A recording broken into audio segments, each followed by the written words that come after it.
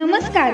महाराष्ट्रातील विविध क्षेत्रातील बातम्या झटपट आपल्या मोबाईलवर पाहण्यासाठी लगेचच सबस्क्राईब करा राष्ट्रशक्ती लाईव्ह न्यूज आणि सोबत बेल आयकॉन प्रेस करायला विसरू नका. हे बघा, मी 17 तारखेला अंबडला जाहीर सभेला जायच्या अगोदर माझा राजीनामा मुख्यमंत्र्यांच्या नावाने लिहून तो अजितदादांच्या ऑफिसमध्ये दिला. मला अंबडला जात असताना निरोप आला की कृपया वाच्यता करू नका. मी अंबडमध्ये वाच्यता केली नाही.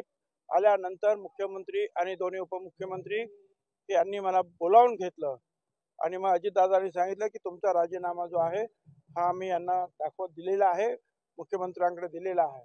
मुख्यमंत्री आणि ते दोघे जण म्हणाले की तुमचं जे आहे काम आहे ओबीसीच्या बाबतीमध्ये तुमची जी मतं आहेत ती मांडायला आमचा काही विरोध नाही आहे. काय आपण सगळे शांततेनं जे आहे ओबीसीचं सुद्धा काम करायला पाहिजे, आणि पण कृपया जे आहे आता या राजीनाम्याची वाच्यता करू नका. आणि मी तब्बल 2.5 महिने जे आहे वाच्यता केली नाही.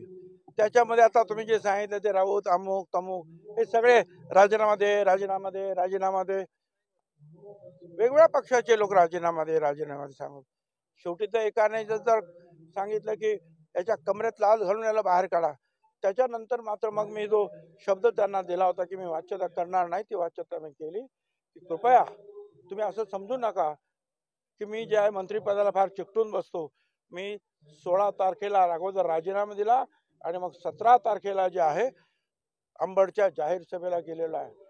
अर्थात आता हे जे आहे त्यांना बोलायला काय जात आहे, नाटक आहे अमुक आहे तमुक आहे, रोज आहे, त्यांना काय बोलायचं ते बोलू दे.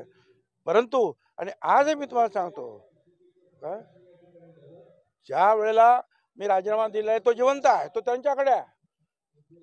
त्यांचे लोक म्हणतात तुम्ही आता संजय राऊत म्हणतात तर कदाचित ते मंजूर करतील, तुमचं ऐकतील ते. नाही पण तुम्ही जितेंद्र आव्हाडने केलं.